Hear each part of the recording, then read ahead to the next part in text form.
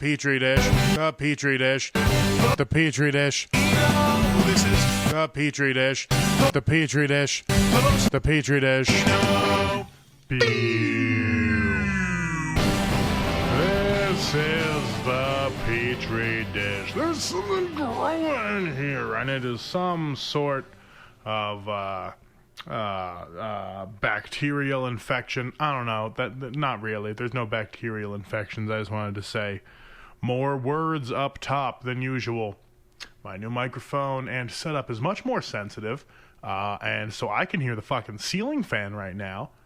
Hopefully I can set the compression right and you won't be able to hear it. Hey, what's going on, everybody? Time for me to say some words. Guess what? You got a solo episode today. I promise there will be more guests soon. I keep going out of town to hang out with my girlfriend because I am that bitch. Sorry, I keep getting happy and abandoning the podcast frequently. It's not my fault that comedy does not have good things for happiness. I don't know. That sentence fell apart, but they're good. My chicken preheating is now preheating to 350. Yeah, I'm not so smooth with the words right now. Just finished up at the open mic. Sorry, this episode's going to be late, but man, shit's going dank. Let's do a little check-in with the Petri dish cinematic universe. Not that we are in cinema at all, but maybe we'll have sketches one of these days. We'll see. Everything that I currently have on my plate is slated to release at the end of the month, so you're not going to hear much about things being released currently. But I'm on a fuckload of shows this month, which is super dope. Not only do I get to do the Comedy Slice show with Dead Panda Comedy again at the Blind Onion on Victorian Square on March 19th. Subtle plugs. This is what we're doing. We're just getting them out of the way. Subtle plugs. March 19th, Blind Onion, Comedy Slice, Dead Panda. Come check it out. It's a dope lineup. If I remember correctly, it's got like David Gamble on it. I think Caesar's gonna be there. Of course, you know, like Michael Graham and Luke Westberg are gonna be there. So like, shit's gonna be dope, guys. Not exactly sure. Sorry, whole lineup. I already forgot everyone that's on there, but it's gonna be a cool time. I'm excited for it. What else is there? Oh, yeah, tomorrow, or if you're listening to it on Wednesday, today, March 4th, I'm going to be doing a feature spot for the Wolfpack Comedy Club on the UNR campus. Apparently they have like a little comedy club, not as in like a club that you perform at, but a club as in these children are meeting together and making a club. They have a little room in the student union, and they're all going to get together and throw a little comedy show, and I get to be their feature comic to come in and be like, hey kids, this is how it's done. And by how it's done, I mean I'm going to talk for 15 minutes, and hopefully it is planned jokes and not shit that I want to do on the spot because I wasn't feeling how my jokes go. We'll see how it goes, guys. I'll tell you next week. We can vibe on it. It'll be super dope. And then, oh boy, I had to clear my throat because it's big news time. The Comedy Olympics will be happening March 28th. That is Saturday, March 28th from 8 to 10 p.m. at my spot, Coffee and Comics.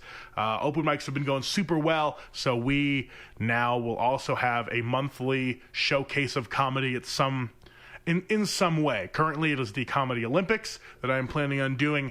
And in the future, if I feel like doing it, I will then do actual comedy shows, maybe showcases, maybe some sort of headliner situation. But either way, right now, I just wanted to put some comics that I like together and do some dope stuff. So that's what's going to be happening. Come out March 28th, Saturday, Coffee and Comics, and check out my Comedy Olympics. And that is, I know what you're thinking, like, oh, what the fuck is that going to be?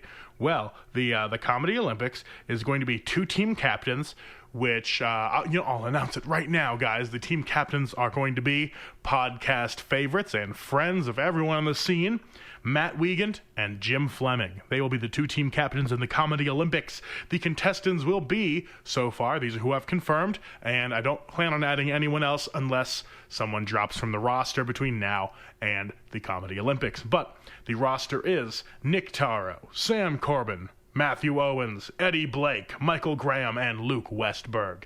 Many of those people you know. Some of you might not, But just come out, hang out. If you go to Coffee and Comics frequently, you've probably seen most of these comics, if not all of them. On a good night, you might be able to catch all of these guys. So come on out to the Comedy Olympics. I will have all those people competing against one another in what can only be described as a circus of my own creation, where we torture them for our own amusement in a comedic fashion. So that'll be the Comedy Olympics. Thanks for coming out in advance. I love you. Guess what else is happening March 28th? I'm going to be releasing the first comedy EP of comedians that I enjoy, including myself, because I'm trying to learn more self-love, and I do enjoy when I tell jokes. So far, the first EP is going to be a few of the comics I've already mentioned, and that will be, let's see, I think I'll have David Gamble, Sam Corbin, Matt Wiegand, myself, and Austin Baca on this first EP that's coming out. Not sure how many tracks I'm going to have each. Everyone kind of sent me different lengths of audio. Some people might only have 1, maybe 2 tracks on the album. But altogether, people will be, hopefully, 2 or 3 jokes featured on the little compilation. And so that'll be the first release from the Petri Dish Network as a comedy label. So keep an eye out March 28th for the Petri Dish featuring comedy that I enjoy. That's not the official title. I don't know what I'm going to call it. Honestly, I haven't even created the album artwork or anything yet. I'll be doing that this weekend. But at this point, it's going to be like simple. It's going to be nice and simple. It's going to be fun. And it'll just be a few jokes that I really enjoy, because I know a lot of the bits from the guys around here, and I love them, and I want them to be immortalized in some way. And much like with, comedians you love, you'll hear signature bits, and then those will go out into the world, and you'll be able to listen to them whenever you want, catch them live, listen to them do it, hear how they do it now in a modern way, or if they have little twists on it live. It'll be super dope. So this month is going to be packed to the gills with wonderful Petri Dish goodness. And not only does that mean the album and the shows that I run out of Coffee and Comics, but then there's going to be more podcasts happening. Same Problems will hopefully be back to a more regular schedule. I am working on something of a comedy podcast project with my good friend Chris Harding, so keep an eye out for that. Maybe not this month, but hopefully released sometime by the summer. And I got a whole new setup.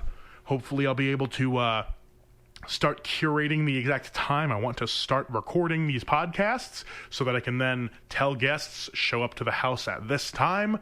Recording will begin, and if I can get on a consistent schedule, I can then live stream and or videotape it for everyone. So that'll be super dank. Finally getting over this cold. Feels good to be back up in my own sinuses.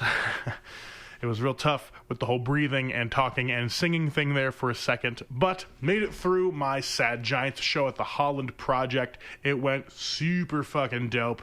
Like, everybody came out, and it was a fucking blast. Thank you again, Nick Taro, for filling in on bass for us for that show. It was honestly one of my favorite shows. I didn't perform the best that I have in the past, but I had a lot of fun because we were getting White Claw wasted out in the van for a good amount of time. Because I thought the show was doors at 7, music at 7:30. I was wrong, and it was doors at 8, music at 8:30.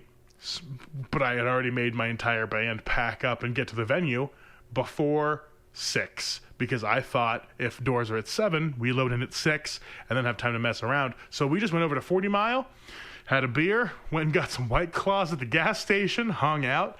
I usually try to keep it to a 2-drink minimum before a show because I get sloppy, which if you've ever seen me at Jubs, that's usually where I've been the sloppiest.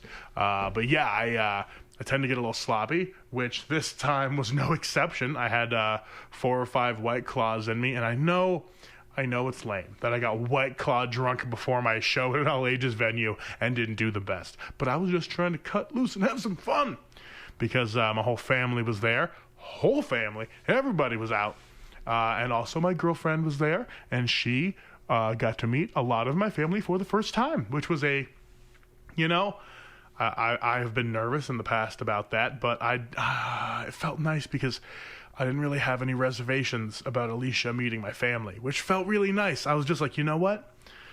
She's dope. She'll be fine. She's very personable, and I know that she won't say anything that I don't think represents not only me as a person who chooses a partner, but she won't say anything that makes me feel like she is not representing both of us as a couple well. So not only do I feel like she represented herself well in front of my family, she represented us as a couple very well, because I am frequently bad at that.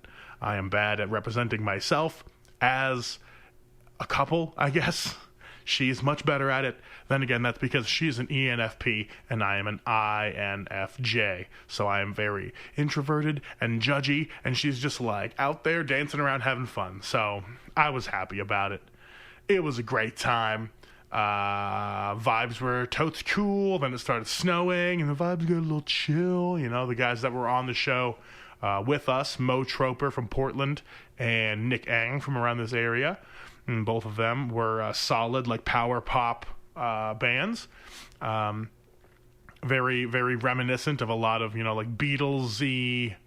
I guess I really thought Mo Troper was a lot like Guided by Voices, but, you know, kind of like a little more not pop punky. They didn't have that much pop punk vibe, but it was a lot of not snottiness. I don't know how to describe it. It was youthful, vaguely reminiscent of like Motion City soundtrack, you know, but less pop punk and more just straight pop. Kind of 90s with it. I thought it was good. It was my exact type of music, and especially when it's capped off with Nick Ang at the end of the night. Not to shit on a genre. I mean, I like stupid music if you dive into it at all, but like with them, I was just like, it feels kind of hollow, you know? Like I guess because my brand is so intensely emotionally honest, when I feel people holding back, I feel kind of weird about it, because I'm like, okay, cool, you're singing a love song, but this love song is just about the idea of love. Like, I don't get any hint of why the love exists, what you love about this person. It's just a love song to love, which is cool and all, I guess. But, like, that shit's been done for thousands of years. Love songs exist and they're cool, but, like, what are you in love about? Tell me, dude. Like, I don't know. I guess I'm no expert. I'm shitty at writing love songs. Maybe I'll try to write some. Who the fuck knows? But I just feel like if you're writing a love song to somebody, write it about them, about times you've had, about specific things. Don't just tell me how great love feels and that, you know, like I swear to God, I don't know if they actually said it, but I swear one of them rhymed like I love you with something true, and that is just so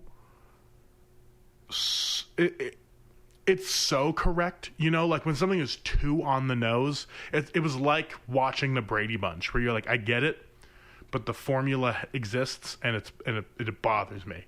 So, you know, they were great bands, but it wasn't my flavor. I like to be a little more, not grungy. I like to dive into the shit a little more of like what's going on within you that makes you interesting enough to listen to. Why the fuck do I care what you're saying? And that's something that I try to espouse, I guess, in everything I do. And if I've said it before on the podcast, if my brand is anything, it's just unyielding emotional honesty almost to a fault. And that's what I also love in my comedy too. Like sometimes the funniest things to me are when people are on stage trying to be funny and it goes so badly that they're just so defeated that they become so honest in that moment that is then hilarious. And so I don't know, be honest, I guess, with yourself and your audience, you know, because you can always tell when an artist knows themselves and is then trying to refine it enough to hide it from the audience in a way. And you know, I think of artists that I enjoy, like some of the 90s country people, you know, like Garth Brooks, I think is a great person I don't think he's a great person. I don't know him at all or what he's into, but I just think he's great as a songwriter, even though he just sometimes doesn't even write his own songs.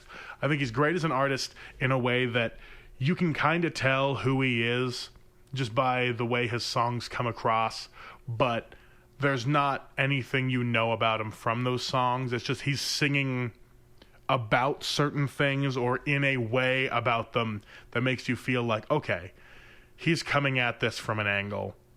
And that's what I respect. I respect when you can, even if you can see the person's angle, even if you know what's going on, at least you can kind of identify it in a way that you can either relate to or not.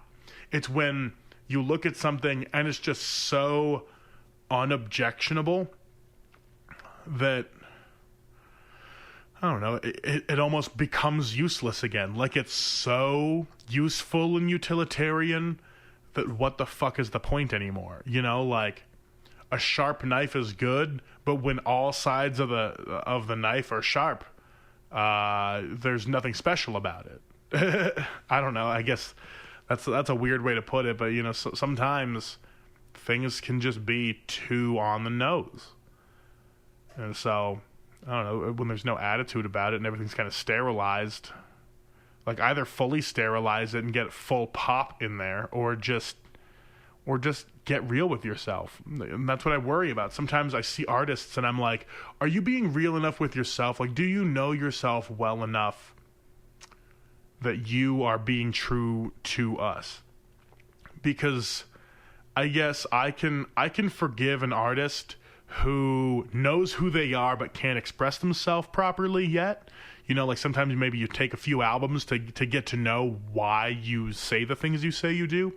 It's when an artist has no idea who they are and they can't explain it well, so they just use the same formulas to do the same math that all the others have before them. It's the same problem that I had with a lot of the pop punk bands in the neon era on MySpace. I'm like, okay, I can tell you listen to a lot of Yellowcard and Newfound Glory and Blink-182 and stuff, but why? What are you saying with it? You know, you're just using the same formulas, and it's cool and all, you're fitting the sound, but why the fuck are you writing these songs if they don't mean anything? So, I don't know, that's my art rant for the day. Be honest, be cool.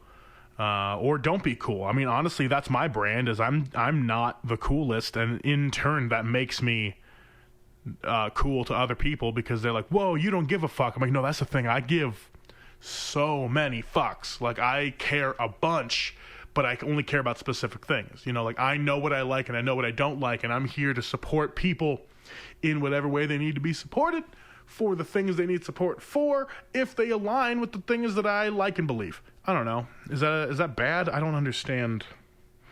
I don't understand how shit works, guys. I don't know anymore. You know, like, sometimes you don't know what you're looking for until it finds you, I guess, which is kind of, it's true for everything in both art and relationships and flavors, I guess. You know, like anything you do, sometimes you don't know what it is you're going for until you see it happen, and then you think, oh, that's what that is.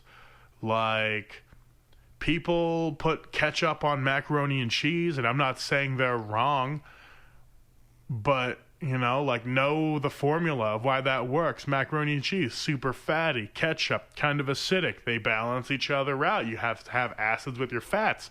It's the same reason why a nice bruschetta works, you know, or you put oil and vinegar on something, you know? So, if you know why it works, you know why that's not fucking disgusting. It's just a delicious pile of processed shit that's well balanced in flavor. So yeah, know why you're putting the ketchup in your macaroni and cheese before you make a terrible decision in what you're making. Because if you don't, you're going to end up doing weird shit like putting barbecue sauce in there because you think, condiments can go in this thing. Next thing you know, you're putting like mustard in spaghetti because you're like, one's pasta, one's a condiment. This has worked in the past. That's not the reason the formula works. So, I don't know. Don't be the kind of guy who's mixing condiments with pasta because you don't understand why certain things went together. You're just mixing it because you saw other people mix things. Mix things with intention. Steal with intention is what I'm saying, artists. I guess that's terrible advice, but also great advice. You know, like, know what you're taking from people before you take it. Ugh, and don't be a fucking douche about everything. That's just general advice. Not that anyone was a douche at any of my shows or anything. It's just like, know your brand or something. I don't know. Fuck. What else is there? That's Petri Dish News. Chicken update. Honestly, haven't checked on them in a few days. I replaced their water thing, so I've just been leaving them more because they can go like 2-3 days without me needing to do anything. And I kind of hate harvesting their eggs every day because they seem like they like to nest on top of a bunch of eggs. So I'll leave them until there's like 20-something in there. So yeah, I've been doing that. Spent the weekend with a lady. Went to IKEA again. Celebrated her 30th birthday. Got hungover as fuck. Did one of those like super drunk cry sessions. You know how it goes. Get drunk, get real emotional about stuff. That's what I like to do. And I hope you guys do too. Sometimes you just gotta drink enough to lower all your walls and then just be, again, super emotionally honest for no other reason than, like, I don't know, cleaning out the scabs of your personality. I don't fucking know how to metaphorize this. Just, again, just know why you like someone. And so that's, I think my relationship is going well now, guys. I like to think that I'm doing pretty good. So yeah, went to IKEA while we were hungover as fuck. Ate way too many meatballs. Like, honestly, it was a lot. And then I bought 3 bags because 3 bags of meatballs was only $20, which is a fucking steal. So IKEA is dank. What else did I do? Not much. A lot of driving. Oh fuck, man! It was snowing when I was on my way over the pass to Sacramento, and what should have been a 30-minute part of the drive turned into 3 hours because everyone's really fucking bad at driving in the snow, and it makes me mad because, like, I don't know, if you know you're bad at driving in the snow and you know you don't have chains in an area that notoriously needs chains, don't fucking go outside. Stay where you are. I get it, you have an emergency. Is clogging up traffic for 6 hours going to get you to the place you want to go faster? Or should you just take a deep breath and plan first? I don't know. They didn't set me back too bad. We ended up only being like 20 minutes late to our very final engagement for the night. Everything else went off without a hitch because I'm dope at keeping time on stuff because I'm fucking cool. So yeah, did a fun weekend. What else, guys? Sorry, I'm making noises at you. Cat update. Captain Catherine Janeway of the Federation Starship Voyager now has a cat tree. Got her little like $40 cat tree from Petco the other day. Got a little scratchy rope. Got a little swingy feather thing for her to bat her stuff at. And I went and put her food on top of it because the ants are probably not going to climb into that as much as they would a bowl directly on the floor. So we'll see how that goes. I put it next to one of the windows because I know she likes to look out the window, especially when she stands on top of the little cigar box and just sits there staring. So now her cat tree looks out the window because I think that cat still just kind of wants to be a wild animal. So she gets to roam wherever. That's what the captain does. So take that, society. Don't tell me how to be a cat parent. What other updates do I need to give you guys? Let's see. That was the network update. You got some emotional updates and timeline of how things are going in my life. Still making TikToks. Still making Instagram posts. Check some stuff out, guys. That's cool. Other than that, you know all my shows already. Hit me up on social medias. Tell me that you think I'm dank if you're listening. If not, well, at least like share one of my videos or something. I don't know. I got like almost 500 followers on TikTok now, which is pretty dope. I was making fun of Hot Topic last video I posted. Only because now at Hot Topic they have Taylor Swift t-shirts right next to Panic at the Disco shirts, which modern day times makes sense, but like 15 years ago, if you would have told me a Taylor Swift shirt would be in there, not only that, but like on the same level as Panic at the Disco, I would have shit my pants and then thrown it at you GG Allin style. But I didn't. I didn't, because I understand that artists move and change and things happen. Plus, apparently, Taylor Swift is metal as fuck. So, deal with it, society. I think that might be it, guys. I'm going to edit some stuff. I'm going to cook some stuff. Making some chicken right now. Got some bacon and some cheese. I'm going to tell some stuff together, see what happens. And I will catch you guys later, I guess. Thanks for tuning in. This has been the Petri Dish. Don't forget to be dank to each other. And, let's talk about stuff I like. What things am I digging right now? Fuck, I don't know if I've changed up at all. I've been listening, honestly, still to just a bunch of my 2020 playlist, which still just has a bunch of stuff in it. The Bomb Pops have been releasing some cool stuff. Ozzy Osbourne and Elton John have a song together, which is interesting. Thick is still dope. They've been releasing new stuff. I've been diving deeper into the Motion City soundtrack discography. I think I already talked about Grace Hayes last time, and she's on Spotify as Grace or something. Maybe I'll have her on the podcast one of these days. She's dope as fuck. Have I talked about Mannequin Pussy? I don't know if I have. Guys, listen to the band Mannequin Pussy. Sorry that that's their name. They're dope as fuck, though. They have a song called Drunk 2, like the Roman numeral 2. And that's a song that, again, that's one of those like emotional heart wrenchers where you're just like, they're being so honest in that song that it just gets me, so check out Mannequin Pussy. They're dope as fuck. And don't forget to enjoy stuff and be cool. Anyway, that's the podcast. I'll talk to you guys later. Bye.